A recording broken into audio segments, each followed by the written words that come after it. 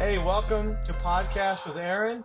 I'm Aaron, a 40 year, oh, that'd be a veteran, a 20-year veteran of the Marine Corps, retired, and I do a lot of things and dabble in a lot of stuff. Always looking to learn something new, and so we're just going to go down some rabbit holes. With me today, I got Travis Seaver. Introduce yourself, Travis. All right. As Aaron said, I'm Travis, affectionately known in the frat as Captain No Fs. There you go. There you go. I'm a 10-year Air Force veteran. Went to the Air Force Academy, got out, did cyber operations in the Air Force. Okay. Got out of the Air Force in 2017. Mechanical engineer now. Specifically, Awesome. I'm a thermal processes engineer for Texas Instruments. I have a bunch of what we call RTP, rapid thermal process tools that we use to Okay. do different things on manufacturing semiconductor wafers. That's me in a nutshell right now. I'm married. I've got a wife and a beautiful little daughter. She's 2 months old. She's joy of my world right now. Okay. Well, thank you. Me and Travis know each other because we were in Omega Delta Sigma together for a few years at college. It's a fraternity for veterans that are going to college. Yeah, it was super cool. Got to know all kinds of cool, in your case, and weird and crazy and strange in other people we won't names case, but still a brotherhood of people, misfits, and worn out things. But yeah, we talked about beforehand about, what rabbit hole we're gonna start with.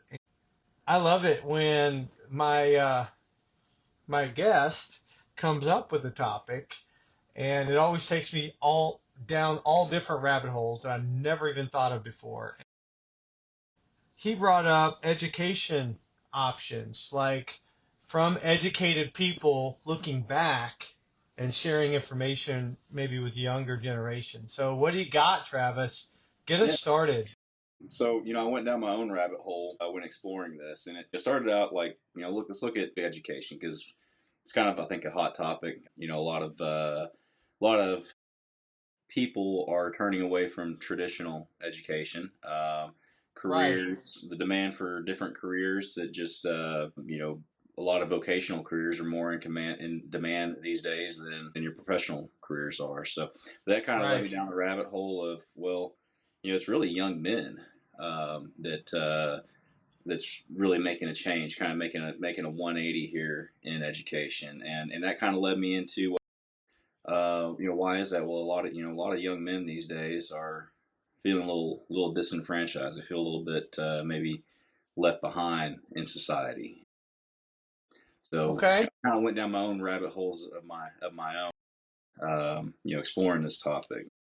good, But my, good.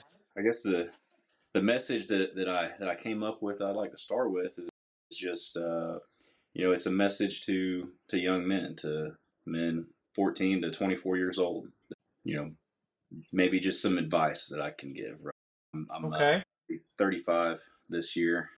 It's been 20 years since I was 14, so I've got maybe 20 years of wisdom I can pass on. I know I'm not the yeah, eldest and most wise person out there, but I've got a little bit of experience, and if it helps somebody, um, get their life on the right track, well, so I'd like to start right. You think about our education system. You start out 5 years old. You're stuck in a classroom as a young boy at 5. You're stuck in a classroom. You're told to sit down and shut up. And you have this yeah, woman that's up in the front of the class telling you like you got to focus on this thing. And boys are just not, by our nature, we don't want to sit still and sit in a desk right, and right, just learn this stuff, right? We want to be out climbing trees, having stick fights, and doing that kind of stuff.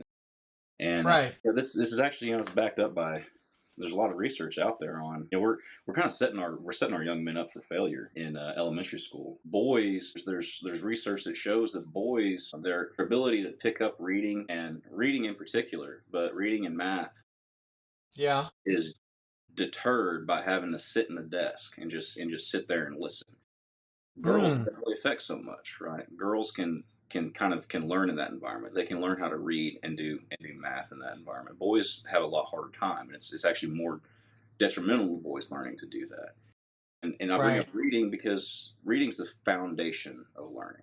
Like if you can't read, you can't do anything, right? If you can't read, you can't do math. If you Right. can't do math, you can't think logically. If you can't think logically, you have no critical thinking in this world. Right. Math is important not just for the numbers on learning how to. It's not just about the numbers. It's about learning to think logically, and that's Right. important no matter what you do in life. And we set our boys up for failure. We measure their success with these metrics that sometimes maybe don't make sense. GPA, SATs, IQs. It's a metric, but what GPA metric like that tells you that you might be good at breaking down a diesel engine and repairing it. Some of the best Right. diesel mechanics I know, they barely got through high school. Right. But some of the smartest people I know, and I work with a lot of very smart people at TI, they couldn't change their oil to save their lives. Mm. We're trying to assess our young men with these metrics that just maybe they're important in their own right, but maybe there's other metrics that we can look into. And I don't really have a solution to that, but it just stands that 89% of elementary school teachers are women, and it's a fact that boys learn better from men and girls learn better from women. So it's just another thing. We're just from the very beginning, our young men are not set up for success in our Yeah. education system. Can I interrupt you for a second? Yeah, of course. Go ahead. Yeah. 100% agree with everything you're saying. I was just thinking while you were talking about that, we may get back to it. I thought about my growing up because, as you get older, as I am, uh, you start to think about your childhood and you think about you reflect back. You have more time perhaps to reflect back. And the other day I remember, like, it used to be a point of pride for me. I had received stitches 7 times by the time I was 7 years old. Right? Stitches all over my body Mm-hmm. before 7. Why? I mean, yeah, somewhat Generation X, like parents are like, go out and play, come in when the sun goes down, for supper or whatever. And we're just out there running and playing and climbing up trees and like, hey, mom, I'm bleeding down my arm here, or whatever. I rub some dirt in it. No, it was Mercurochrome back then. It was like, let's put some Mercurochrome on there. It was red, but at least it didn't sting, and so, I'd crash on the bike. I'd be bleeding. Bicycle. Everywhere I went was on bicycle. I'd be bleeding out of my head, my arm, my elbow, my knee. And it's like, where do we put the stitches this time? But that's the kind of adventure that, my childhood was. And to some extent, it made me a little bit fearless, starting off. Then I went into the Marine Corps and got fearless multiplied times 10 because you experience everything there is to be afraid. And you're like, okay, it didn't happen, but did you die? And so, but anyway, and I think to your point, like a lot of little boys this day and age are like picked up by helicopter parent, dropped off here, and then picked up by the other helicopter parent, dropped over there, and dropped in a lesson, and it's like, it's not, if somebody were to get stitches in these days, I think they might call 911. They literally might have an ambulance show up, No, it's beyond satire. That I mean, that happens these days. I'm Yeah. glad you bring up adventure because that's ultimately the message that I want to give. Right, is that Right. there are differences. Boys and men, we were driven by adventure. We want to go out and discover, and we want to go out and conquer things. We want to go out and build things. Right, we're not nesters. We don't make the nest. We go out and provide the things for the nest to be built. That's what we are. Finding your career, finding your purpose, it is an adventure, and it can be. I will. But yeah, it can be an adventure. You can find what your purpose is, and it doesn't have to be this cookie cutter. You need to go to college and get a degree. Mm, There's so many options out there. right.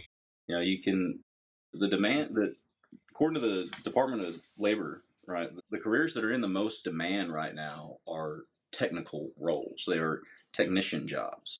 It's Okay. jobs that don't require 4-year degrees. They maybe they require an associate's degree or just some level of vocational training. But those are the careers that are in the most demand right now. The Yeah. top two right now are wind turbine service technicians and solar panel installers. Those are jobs that require a high school diploma. Now, it requires experience and training. You got to train under somebody or go to a technical school Right. for how to learn these skills. But the cost of a technical school like that is so much less than the cost of these high dollar universities. There's a video of all these students from New York University that went viral, and they're just going through naming what their degrees are in. Tamus was like journalism and Latin American studies, and it's like, oh yeah, journalism. It's an important vocation, right? We need journalists. We need people that can tell stories, that can tell the truth. Right. These ethnic studies, these gender studies, disability studies, queer studies, decolonizing music theater, right? Equilibrium and negotiated paradox. What does that even mean? What are you going to do with it? Right. It sets Right. you up. Maybe you can be a teacher, right? Teaching's great vocation. We need teachers. Right. Maybe you can be a social worker. Great vocation. But do you need to go to a $53,000 a year university Right. to do that? That you want to talk about the ROI on college these days. It's insane what some of these 4 and call it even 6-year degree plans say you need a master's for this. You got to go to school for 6 years. You're talking about $250,000 that some of these universities cost. And so Yeah. what's your return on investment going to be with that degree? Well, you're going to get out, Right. be a teacher or a social worker making $50,000 a year. The return on investment on that, you're looking at 18% a year return on investment. And that's, $50,000 a year times, say, 10 years. Education costs $250,000. $500,000 minus $250,000, you're sitting at Yeah. $250,000 is what your net gain is. How long is it going to take you to pay back, right? I mean, you can pay it Right. back, and you're going to be ahead. But 18% return on investment. You know what? You can beat an 18% return on investment by just putting your money into an S&P 500 index fund. You can earn 20, Mm. 30% a year in an S&P 500 index fund, and that costs you no time, no effort. All you're doing is putting money into that. Now, you need money to begin with, right? So you got to get a job. But Right. it's just, you want to talk about return on investment. Let's talk about these technical roles. My dad was a lineman. He was a grunt lineman, and he's worked his way up in the power transmission field from being a grunt lineman. He's now a power transmissions senior consulting engineer for a big consulting firm, making I don't even know how much money. And he Right. started that path as a lineman. Yeah. Linemen make almost $100,000. That's a six figure, and in a lot of places, that's a six-figure career. Yeah. And all it costs is a technical school, is a vocational school. You go out to what is it, Southwest Plains Lineman's College or whatever. I don't remember the name of it, but it's a Lineman's College in Texas. You go see. I mean, you're talking about total investment, maybe $10,000 to get this Yeah. vocational degree, and then you're out making $100,000 a year. That's a return on investment compared to the 18% being a social worker or a teacher. That's a return on investment of 920% per year. Yeah. That's not something you can beat. Maybe you can Right. beat that in some crypto, but you're not beating that in the stock market, right? Right. And I guess the point that I'm trying to make is that there's other options, vocational careers that young men can get into that's more adventurous, that suits young men more. It allows them Mm. to build things, to create things, to make things, to have a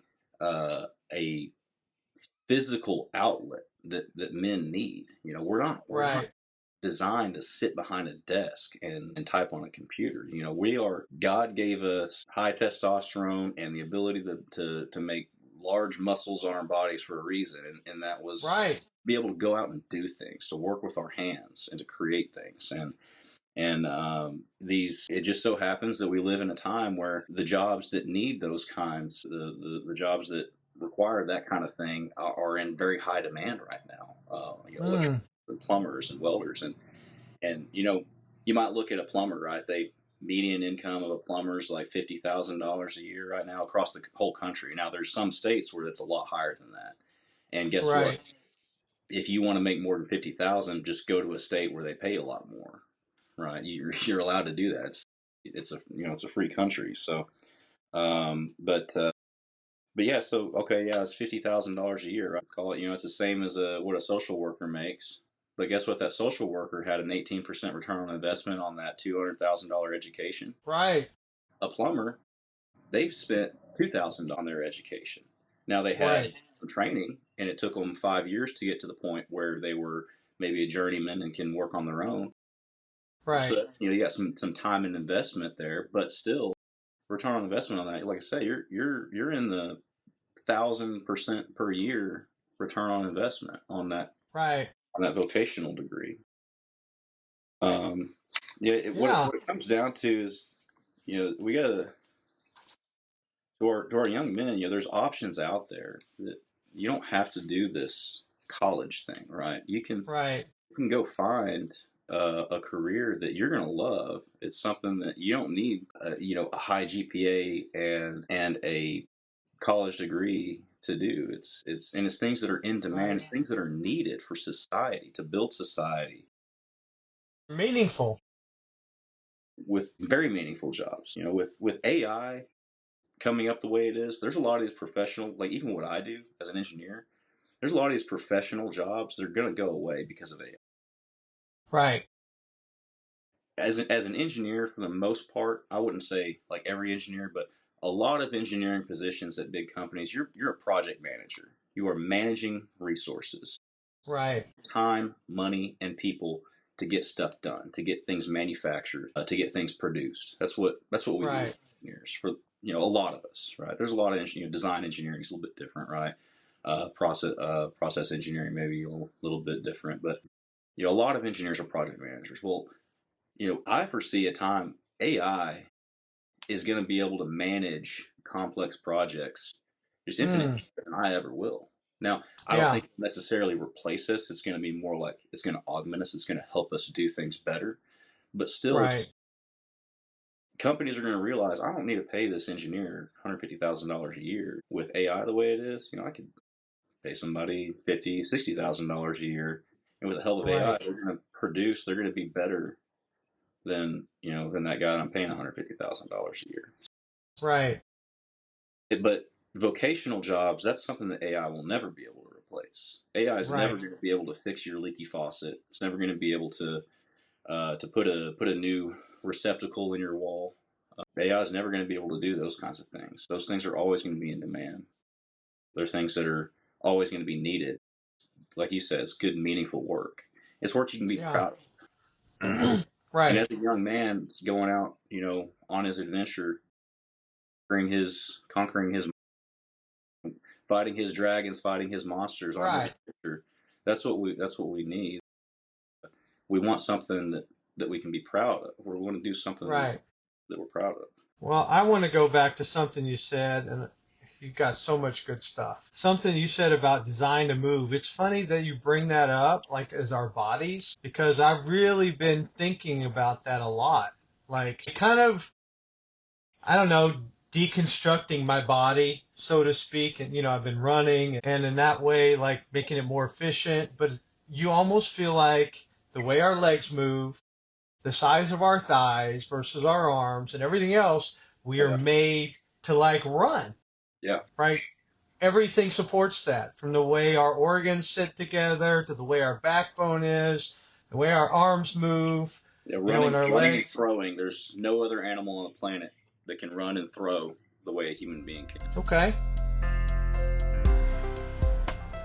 At T-Code Hand-Forged Knives, every blade tells a story, starting with my dad's 1965 Fastback Mustang.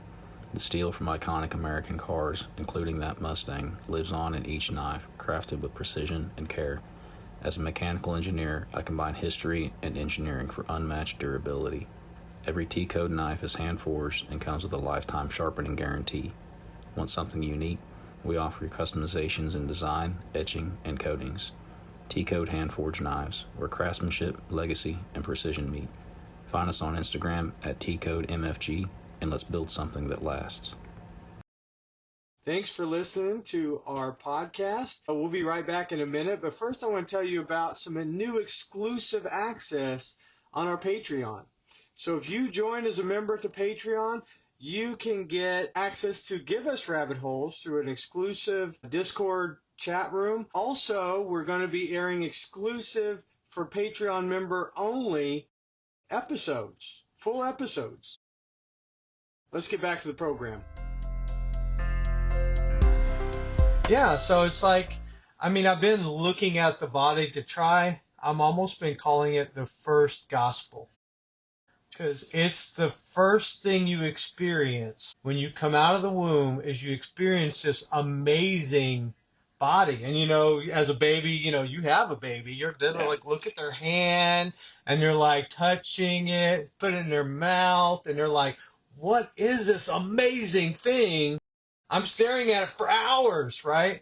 Yeah. And it's kind of this idea that you experience first, this amazing body you get, and then you start to experience through your body the amazing world that's out there. And it kind of shows you, it teaches you something. It's like reverse engineering, I guess.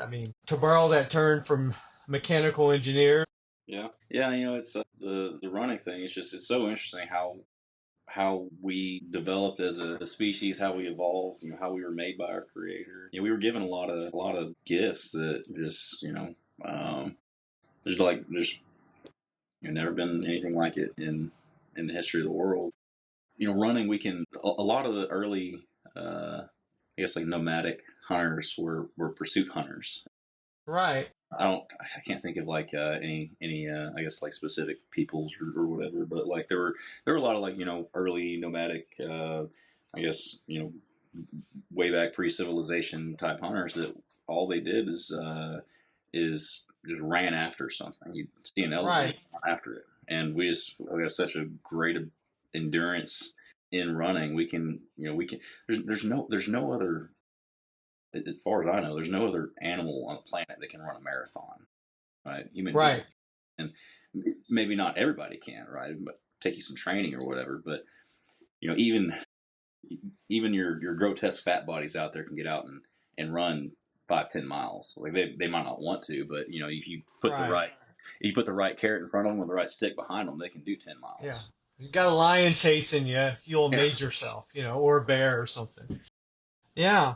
I like that. Well, and I've heard in support of what you just said that like the human can outrun any other animal. Not in the moment, like the cheetah can take off, right? But like the human can keep running, follow the cheetah, find where it lives, take its pelt or make it a pet. I don't know, but we can catch up with it. We can outlast any creature. Pretty amazing. Oh yeah. I have a lot of respect for cheetahs. I have a lot of respect for hippopotamuses. I've seen them chase some people. I'm like, I would not want to be there, getting chased by hippopotamus. I think those are like the most dangerous animals on the planet. If I just by the number of like grave injuries they cause or whatever. You got 10 tons or whatever it is running at you. Like all they have to do is look at you, and you'll fly 500 feet that direction. Right. So much momentum. But You're making me think engineering terms. I'm thinking about momentum, reverse engineering. I got you here, and I'm thinking like an engineer. Well, I don't know. I'm not an engineer. Maybe an amateur. Design a move, outrun everything. Well, go ahead. Oh, you want to think about why? I guess why did we develop some of these skills that we did over the years? And again, it goes back to we are providers. Men are, right. We are providers. We go out and we chase the elk down, and that elk's faster than us, but eventually we'll catch it, and we're going to bring that elk back for dinner. Right. To our little group, our little family, our little tribe, whatever it might be. We're providers. That's what gives us purpose. When you stick a young man behind a desk and tell him you need to sit here for 40 hours and do whatever work comes across your desk. Right. a lot of men just have a lot of trouble finding purpose in that kind of work. Right. I guess that's one of the just big messages I really want to push to young men is like go find your purpose, whatever that might be. It doesn't have to be that college degree. Your purpose Right. can be found in your family. Go find a good woman and start a family with her. Right, that Right. give you purpose. I promise. You can have the worst job that you could imagine, and just the fact that you got a little baby back home depending on you, it gives your life Yeah. meaning. If you can't find purpose in that, go build something. Go start a business. Go fail at a business until you win, until you get it to where it's sustaining you. I promise. Like you go make something with your hands, you're gonna be proud of it. Right. Other people might not be. Other people might look at that and say that's a piece of crap, but you'll be proud of it, and that gives you purpose and it gives you drive to make it better next time. Hey, are you talking about my pottery business? I have a lot of people with their hands on stuff, making stuff. Or I make coffee cups. Have you seen some of my coffee cups? Because I feel personally assaulted. No, just kidding. Well, I haven't seen any of them lately. I'm sure they look fantastic, but I'm sure that very first one you ever made, it probably looked like a hunk of crap, compared to what you're making now. Right? Right. Exactly. You're right. But you were just as proud of that first one as you are every one that you make today. Yeah. Men out there, we can find purpose. You have to find that thing that you can say with pride, I am a blank. Right. You find yourself saying, I work at this company that does this thing and I kind of do this, which is like kind of like this other thing, and that's you haven't found your purpose. Now again, Right. like it doesn't mean that you have to change your, like, say you're in that kind of job but it makes a lot of money and puts the food on the table, right. Well, maybe it's just a matter of thinking about it as, instead of I work at this company doing X, Y, and Z, well, I'm a father, right? I provide for my family, right? Right. There's plenty of purpose out there, it seems like, what you're saying. but it And I like, go ahead. oh I just it all starts though, really, again, to that 14-year-old, that 14 to 18 to 24-year-old, right? It starts with, you got to get a job, Right. got to finish school, you got to get that high school diploma. That's so important, right? If you've already Yeah. missed that opportunity, go get that GED. You got to have that. That's your starting point, right? If you haven't done that, Right. go fight that monster, um, and defeat that monster. That's where you got to start. You go get a job. Doesn't matter what the job is, but get a job, and that gives you the opportunity to start working towards maybe something else that might give you more purpose. Yeah. Well, and I like what you had to say about purpose, and I wanted to add to that. Don't be afraid to change your purpose. Don't be afraid to say, and I read this in a book. It's called, Dream Big. It's called Dream Big by Bob Goff, and he's like, don't be afraid to quit stuff. He's like, I quit one thing a week, and I always quit whatever I'm quitting on Thursday. And he like had this routine of looking at his life and saying, this isn't really working anymore. I don't like this anymore. And just saying, I quit it. Boom, next thing. Of course, we can't quit jobs that quick and everything else, but you can quit the direction you're going and change direction and adjust, course correction kind of thing. And I would say, and what are we changing course for? Back to your point of purpose, another word I want to throw out there is passion. What are you passionate about? Wow, I really like pens. I am fascinated with them. I want to write on everything. This pen, I rate all pens I write with. Well, it sounds like you need to get into some kind of business with pens, Sure. so to speak. But what were you going to say?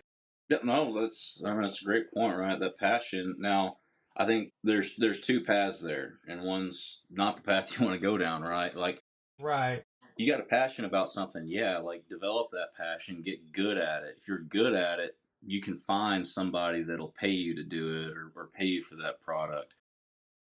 But also that the other path that I think that we've tried to steer men down, and we need to get away from steering them down, is just back to the education thing. Like, don't go to college for an interest, right? If there's a Right. skill you need to develop, go get that skill, by all means.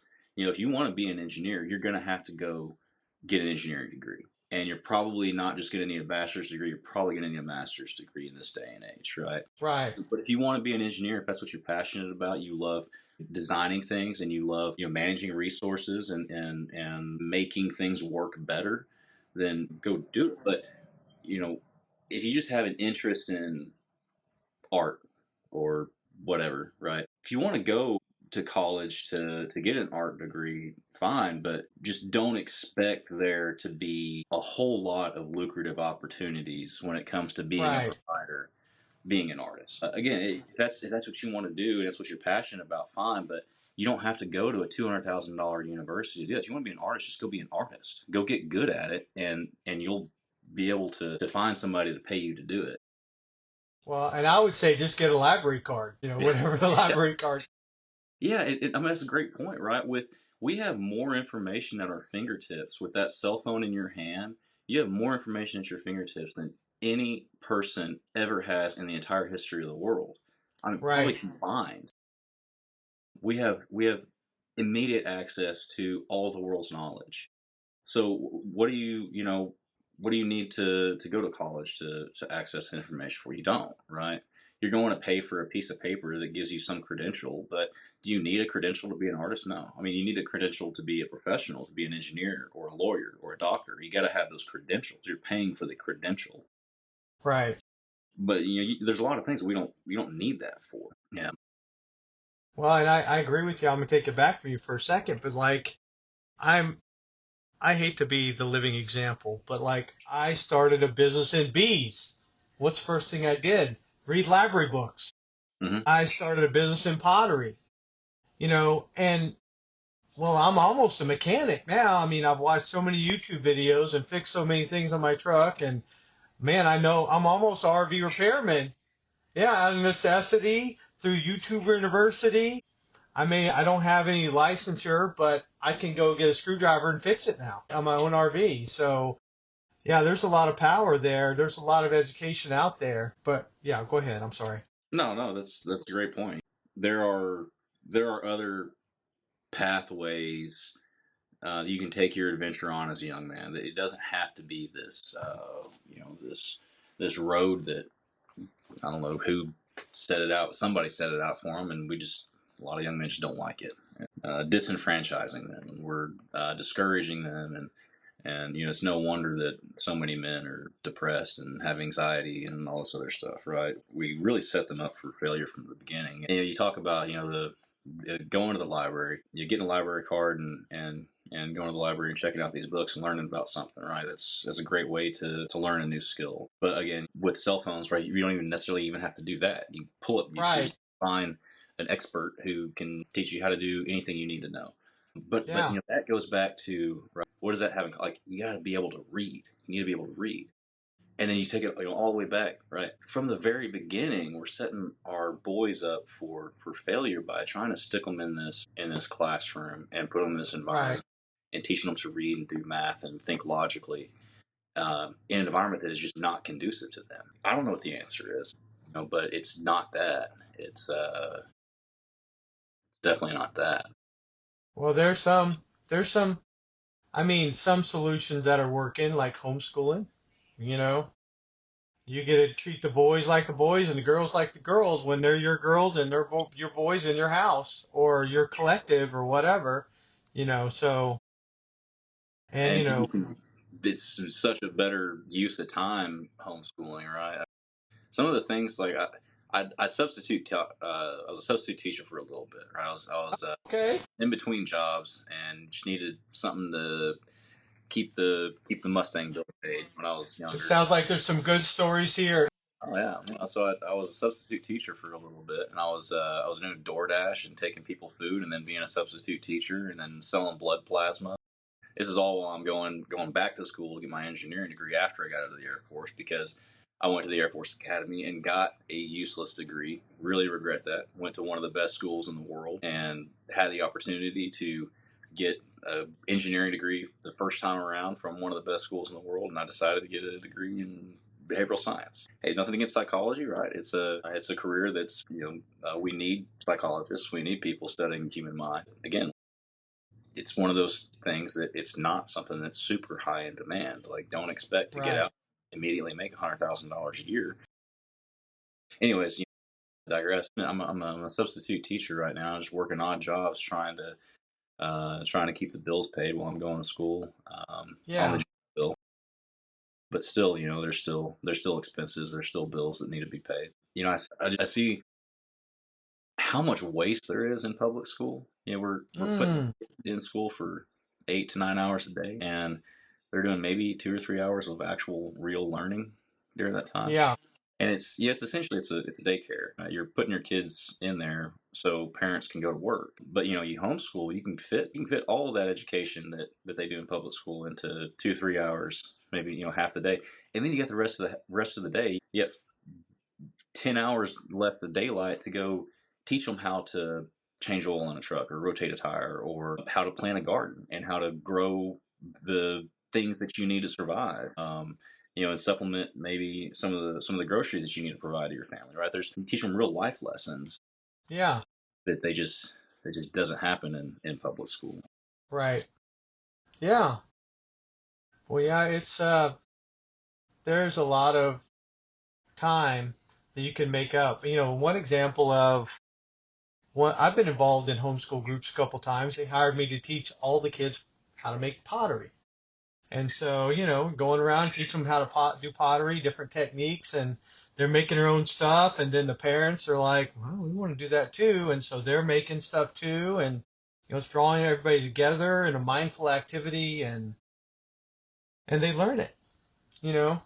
In school, they might point to a couple pictures in a book about what pottery is. Mm-hmm. But in homeschool, they're learning how to raise chickens. And I mean, on top of mathematics, sure, they're learning mathematics, they're learning reading, you know, at a younger age, and all this stuff. They're reading real books instead of like something that's kind of watered down for kids. Yeah, I read Plato last week or whatever, and what did you think of Plato? And I'm like, I've never read that, 7-year-old, but thanks making me feel like an idiot. But 7-year-olds read books I haven't read. I don't want to know about it. What do you got? Yeah. Well, I guess just you go back to the kids thing, right? We're still kind of trying to decide like what are we going to do with our daughter. We both, the important thing is that we both have the same values, and I married a Yeah, fantastic woman who's very smart, smarter than I am. um, Also happens to be one of the most caring and empathetic people I've ever met. Loves to be of service to other people. yeah, So that's the good thing. We haven't decided. What are we going to do? Are we gonna homeschool? Are we gonna have she's kind of potentially thinking about maybe leaving work and being stay at home mom, and then I'd be the sole provider, and that way she's able to raise the raise our daughter and our future kids. And yeah, so we're still kind of running that to ground. What are we going to do? I guess this also kind of goes back to the message I want to give to young men is again it's yeah, about that purpose, right? There's a lot of ways to find your purpose, right? You can find your purpose in your work. You can find your purpose in who you are. Um, yeah, what is the phrase? It says who you are never changes. What you do never stops changing, or something along those lines. I don't remember, but you can find purpose in different ways. But one of the biggest ways, I think, probably the biggest way is being provider for your family. That starts with mm, finding a woman that will be your partner for life in um, that you share values with. That's so important, right? Is you have to have the same values. Um, if you don't, it's just not going to work out. But if you find that and you have a family and you have a partner that's committed to raising that family with you, Yeah. you'll be able to find purpose in that. And for as someone who is very recently experiencing it, it's different, right? It's Yeah. so much different between providing for yourself and then providing for the person that you love most in this entire world. It's a huge Yeah. difference. And it Yeah. really does. It can make a job that sucks turn into a means to provide for that person, right? Yeah. I'm sure there was hunters back in, we talked about those hunters, those pursuit hunters who are running down elks and cheetahs and whatever, bringing back those pelts. There's probably some hunters out there that really didn't like doing that. It doesn't sound very fun. Let's just go walk after this elk for like 3 days until it dies. Right? That doesn't sound very fun. They probably didn't like doing that. But I guarantee you, every single time they brought that elk back to their family, it was worth it. So, our young men, no matter what you do, you can find purpose in that. What? Yeah. Well, and I'm thinking too about what you said, and the man bringing back the kill to the family to eat. I bet they see him as a hero. Oh yeah, I mean, 100%. I think provider You're the hero of that is, adventure. yeah, yeah. You come back and everybody's happy to see you, ready to see whatever you got, hungry maybe a little bit, hopefully not, and you're bringing us back and there's cheers and like, good job and thanks, Dad, or whatever, and you Absolutely. know. And we all, I mean, let's be honest. Every guy wants to be a hero. Every guy. Everyone, yeah, we all do. Yeah, it's just in our nature. We want to Yeah. be the heroes of our adventure, and it's all about just finding your way to make that happen. Going on that quest, on that adventure, becoming that hero. So yeah, I was thinking I wanted to say something really quick, and you're talking a little bit about your relationship with your wife, and you're talking a lot more than you think you are because I can definitely tell you guys are communicating. Mm-hmm. And talking about the things that are important and working together and considering what's coming in the future. It's all sounds so good to me. And I appreciate that you shared that little bit of Yeah. what's going on. I had another rabbit hole to go down unless you want to go next. No, that's it. So I thought about, men and about boys. We've both been boys and we both are now men. And, I think we were talking about education too, to bring that in. Like there's this well-worn trail of what is taught in public school. Like, no. Maybe I'm a biology teacher. Yeah, today is the day we talk about when we dissect rats. And I've done it for 30 years, and you guys are doing it again too. And there's a certain safety in the well-worn trail. But some of us, myself included, didn't see any well-worn trails anywhere. It was like everything was brand new. There wasn't a trailblazer out there that I was able to follow. And I'm not trying to cast aspersions of my father or anything like that, but it's like there's been generations of somebody not blazing a trail of people, being safe. And well, look like the road goes this way. Let's stick with the road. Well, it looks like there's water over there. Why don't we go, that way? And so, there's trailblazers, and some of us didn't have any choice at all. And then there's others that, that prefer the safe path, and in education as well. That makes me think of, and no, I don't get paid for this, but that makes me think of the Jordan Peterson University that I see advertised everywhere, and I'm like, I'm excited, like I'm counting my pennies or whatever, like when can I get in this? Because it looks so interesting, but also it looks like I'd have to sit there and watch it. And so I don't like that part. But other than that, like it looks like it's different whole education model and everything else. And there's a part of me that's like, that looks like wild and unexplored. I want to go that way, And I think that's maybe in the heart of every man as well. What do you think? Yeah, no, absolutely. We crave the unknown, I think. Even when we're feeling safe on our well-worn path, and we still kind of every once in a while glance sideways, and what's over there? I wonder. Yeah. It's you bring up safety, right?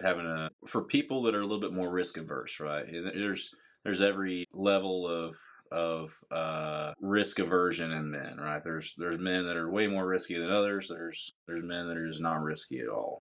Okay. Um, one of the things, right? If you're having trouble getting off that well-worn path, you keep wondering what's over that tree line, or Right. you keep glancing sideways, but you just don't. Maybe let's just say you're afraid to take off because you don't want to get lost. Right. You don't want to become poor and go into bankruptcy, or you don't want to lose your house, your car, or the things that you do have. Right. One of the things that can make it so much easier to get off of that well-worn path and go on your adventure is to have a safety net. This is one of the things I wanted to talk about too. If there's any advice that I can give that 14-year-old out there that might be listening to this, it's finish high school. You got to finish high school. You got to get a job. Go find a good woman and start a family. But don't have kids out of wedlock. Right. You can put the societal, the religious part of that aside. The logical fact is, you have kids out of wedlock, you're more likely to be in poverty and stay in poverty. It's just a fact, right? So put everything else aside. Go have kids. Have it with a partner that's gonna raise a family with you. Right. But the last thing is that safety net. Start saving money. You're 14 right now. You can go get a job at the gas station down the street, making $10 an hour as a cashier. You can put out of that paycheck, you can put $50 a month. Right. Fidelity.com, open up an account and put $50 a month into a mutual fund. Not financial advice. I'm not a financial whatever. I can't give financial advice or whatever they always say. But what I'm telling you is what I did is at 14, Right. I put a little bit of money at what I had. It wasn't much. I don't come from much, but I put something into Fidelity Magellan Mutual Fund. The ticker is FMAG. Fidelity Magellan. Look at Fidelity Magellan since 1967. It has earned over 15% per year since 1967. Okay. All right, it's got a great track record. You don't have to know what a mutual fund is. You don't have to know what it works. You don't have to know how compounding interest and time value of money works. But what I'm telling you is, that you're 14, go open a Fidelity account, put $50 a month, $20 a month, whatever you can afford, into that Fidelity mutual fund. And I've got the math right here, right? You put $50 a month into Fidelity Magellan, and let's assume it earns 15%, which it's got a really good history doing. By the time let me report my numbers here. Okay, by the time you're 24, that account's going to be worth $12,000.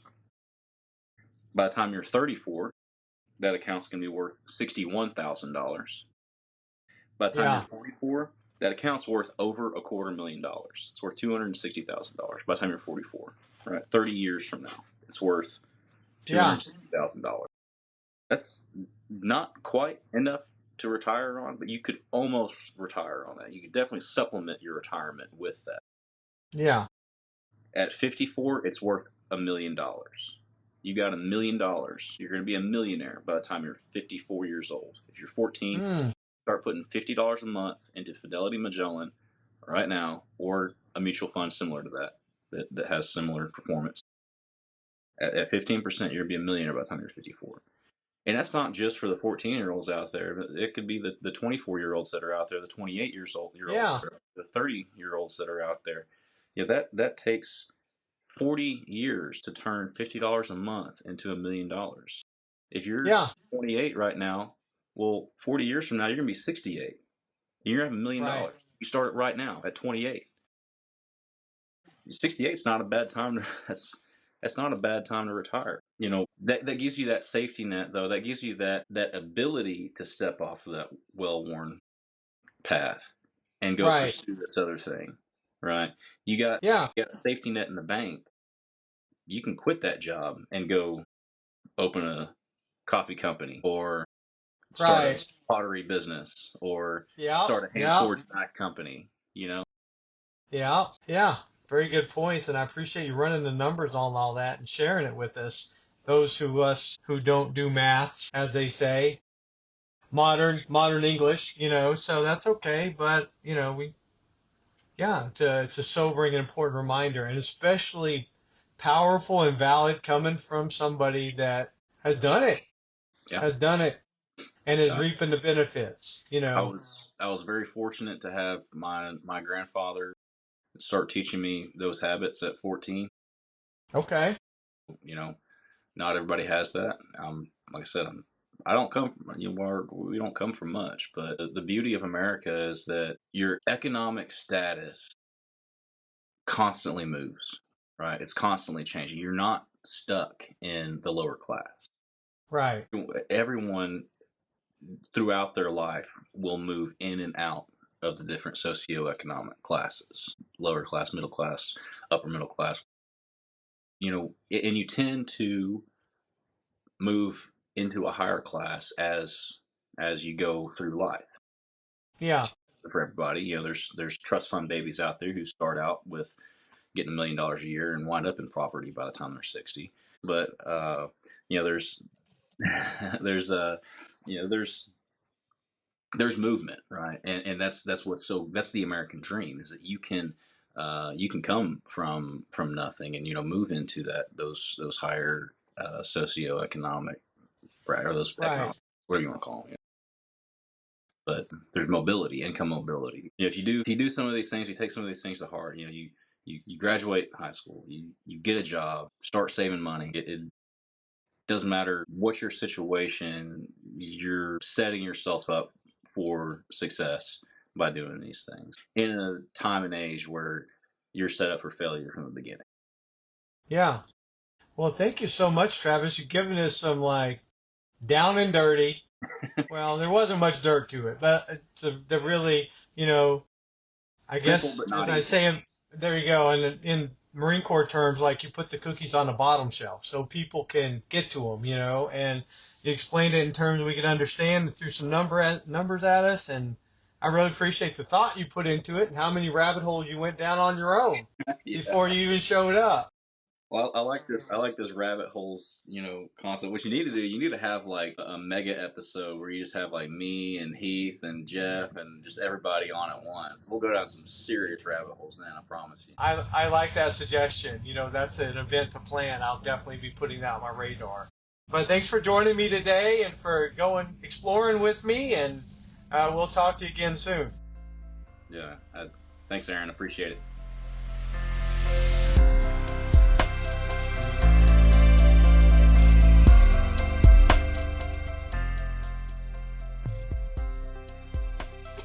Thanks for listening to our podcast. Tune in to Patreon and Facebook, and we're now on Red Note for more Rabbit Holes with Aaron. Thanks.